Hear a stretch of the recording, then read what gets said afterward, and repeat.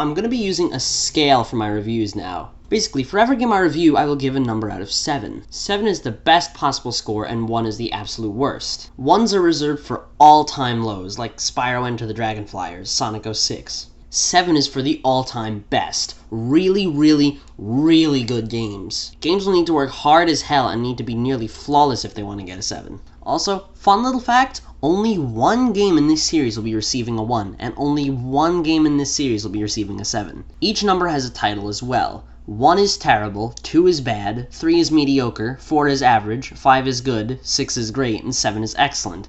Now I realize that Crash 1 and 2 don't have ranks, so I will assign them now. Crash 1 I give a 4 out of 7. And Crash 2 I give a 6 out of 7.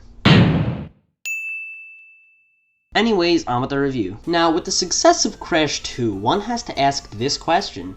Has Naughty Dog played their trump card too early? Because think about it. Crash 2 was really good. Almost a little too good. So good that it would be nearly impossible to top it. Of course, remember that I said nearly. Also, let's replay this part from my Crash 2 review, and is a huge improvement, and is what I consider to be my second favorite game in the franchise. That's right, I said second, meaning that there is one game that is superior, that is the ultimate best Crash game, and it is not this one.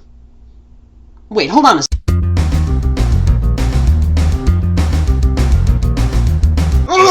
Yes, it's the review that I both desperately wanted to and didn't want to make. I wanted to make this review to get my points across and also offer a new perspective that really isn't expressed that whole lot on this game. But I also didn't want to because I'm probably going to receive a lot of hate for my opinions of this game, and I'm also probably going to upset two people who I am both fans of. Those people being Digital Masterpieces and Gadgetron Watcher. Now, let me get this out of the way first. I do not hate Crash 3. Don't worry, this isn't the game that's getting a 1. I don't think this game is bad at all.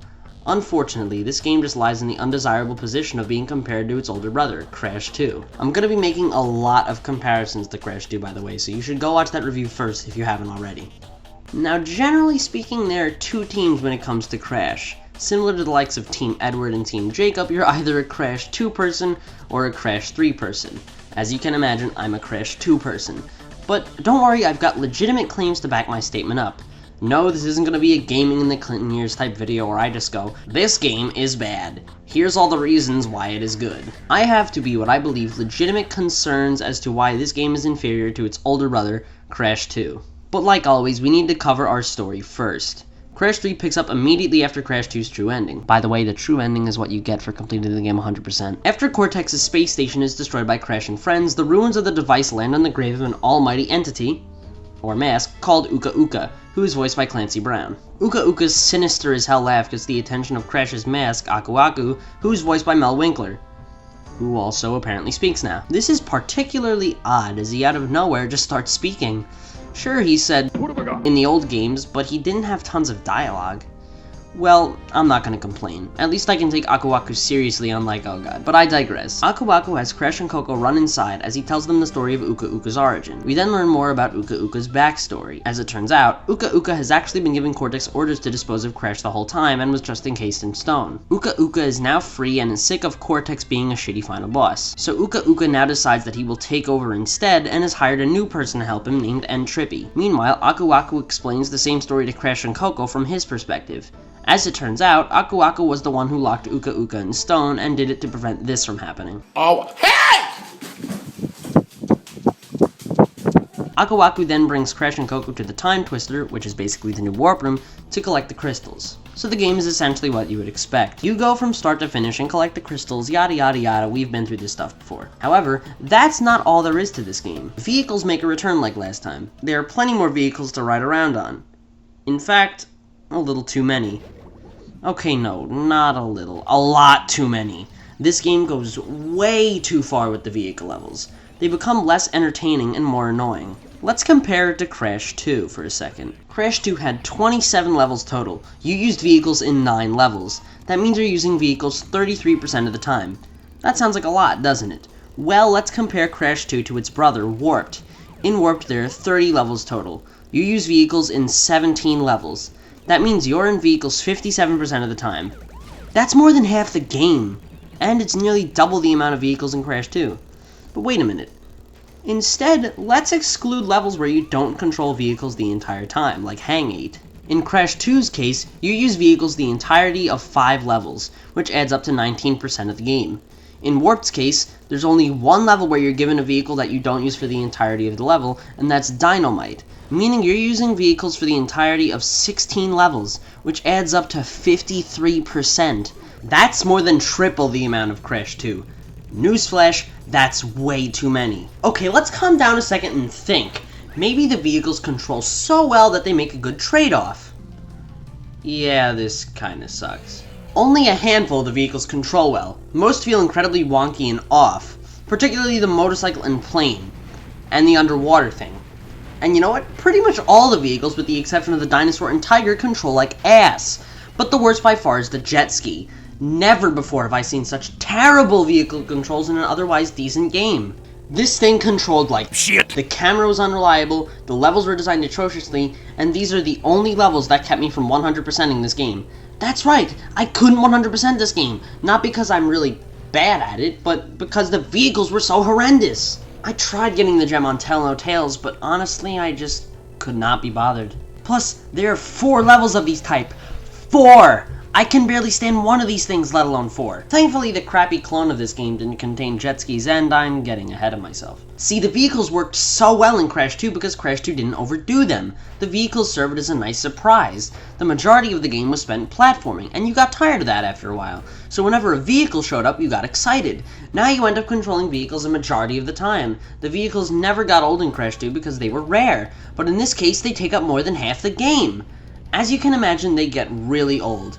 Really fast. One thing that I do enjoy, however, are oh my gosh, I can't do this. One thing that I do enjoy, however, are the variety between levels. Crash 3 takes a different approach, but I still enjoy it. Now, in addition to going to different places, we also go to different times. We go to medieval times, Egyptian times, the future, and much more. Instead of taking a natural feel, this game takes a more dense and populated feel. In terms of visuals, this game is a digital masterpiece. No pun intended. It pushed the limits of the PS1 in what was many considered to be the best looking PlayStation game of its time. That is until Spyro 2 rolled out a year later and stole that title. But it was pretty damn awesome when it came. Also, the soundtrack is excellent as always. The game, instead of taking a more environmentally diverse soundtrack, goes for a more culturally diverse soundtrack. Of course, the soundtrack can lack at times. I can't remember how the plane levels went off the top of my head, and all the bonus rounds sound exactly the same. But it's got some great level themes and some excellent boss themes, my favorite of which is Dingodiles. Speaking of the bosses, they make a return in this game, and if there's one thing this game did right, it's the bosses. The bosses felt really challenging this time around, especially Dingodile. Hell, even Tiny gave me some trouble, and he's only the first boss. Also, they finally mastered the final boss. Crash 1's final boss was pathetic, and as for Crash 2, this game had a final boss? Huh. Yes, this game's final boss feels challenging. It feels big, it feels epic, and it feels tense. It's what a final boss should be. Again, it's no Spyro 2, but it's pretty damn awesome. Also, upon completing each boss, you gain a new power. These powers include a stronger body slam, the ability to jump higher, a longer spin, a bazooka of all things, and the ability to run faster. In addition to the new powers, we get new crates. One is called a slot crate, and honestly, I could have done without it. This crate will constantly switch between the different crate types, like question mark crates, one-up crates, and even Aku Aku crates. However, these can be annoying, because after a certain amount of time, they'll do this. Like that. That's what it sounded like, right? Oh, God, get the box, get the box! Fuck. Shit. Oh well. Well, we tried. What do you mean we? I would have got that. Like its predecessors, Warped doesn't end immediately after you defeat the final boss. Gems make a comeback again, and they act exactly as you would expect them to.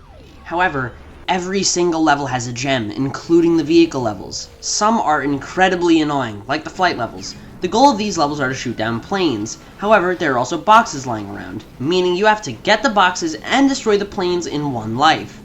Or so I thought. As it turns out, there's a glitch in this game called death warping. It allows you to keep any items after dying, meaning you can destroy the boxes, get the gem, and then kill yourself. When you go to destroy the planes, you won't have to worry about the boxes. As it turns out, you can do this with regular levels too, even ones with death roots.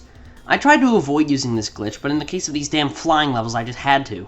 However, gems aren't the only collectible this time around. This game also introduces relics. Oh boy, relics. Man, do I have quite a lot to say about the relics. To receive a relic, you need to complete the level within a certain amount of time. When you begin a time trial, some boxes will instead turn into time crates. When these crates are broken, they will freeze the clock for 1, 2, or 3 seconds. After you finish, you will be awarded a relic depending on your time. If your time was acceptable, you'll be awarded a sapphire relic.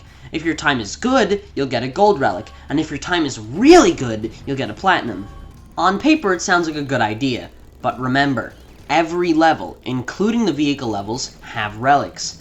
This includes the crappy underwater levels and the flight levels. But not only do the relics suck for the vehicle levels, but they suck for the regular levels as well.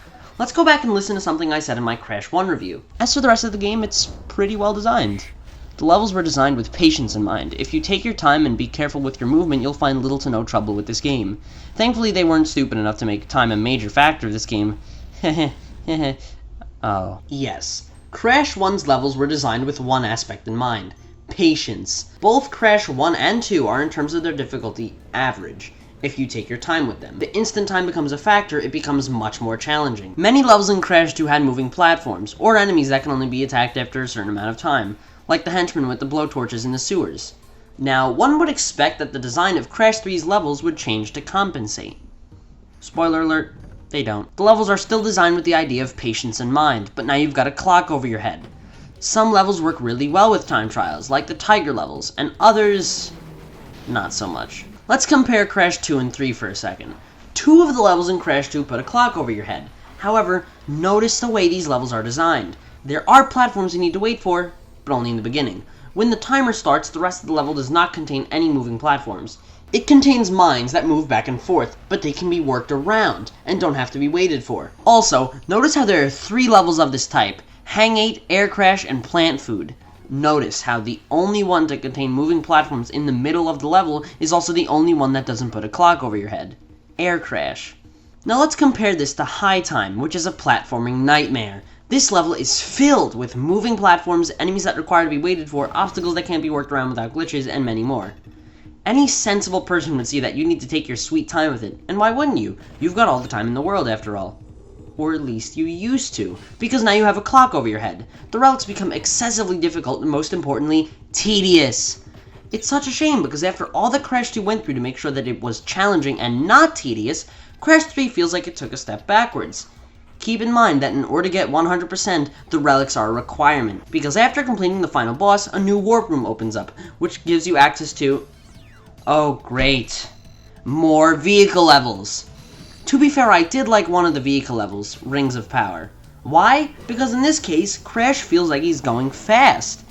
In the other levels, he doesn't feel fast. He has to wait for water to rise and sink and for platforms to move up and down.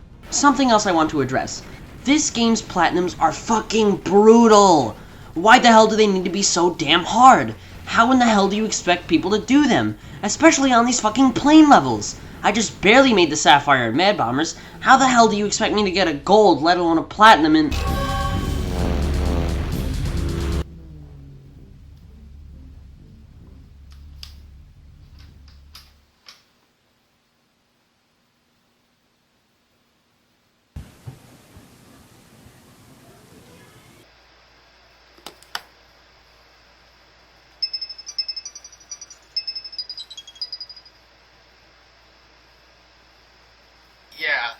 Dad?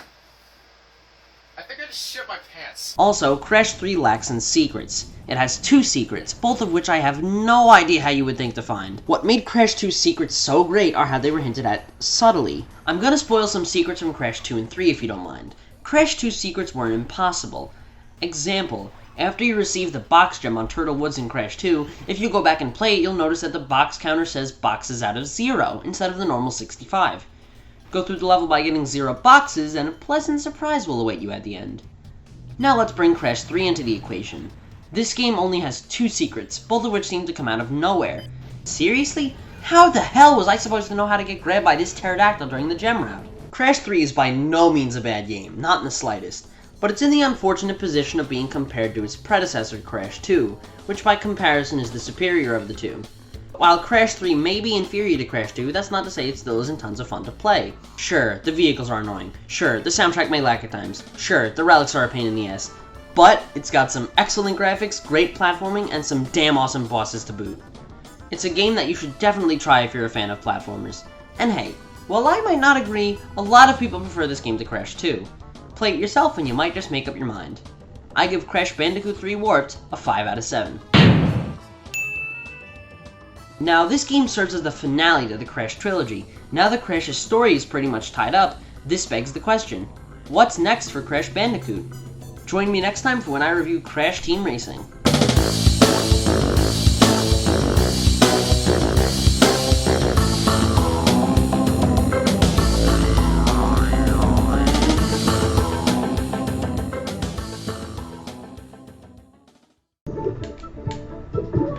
What?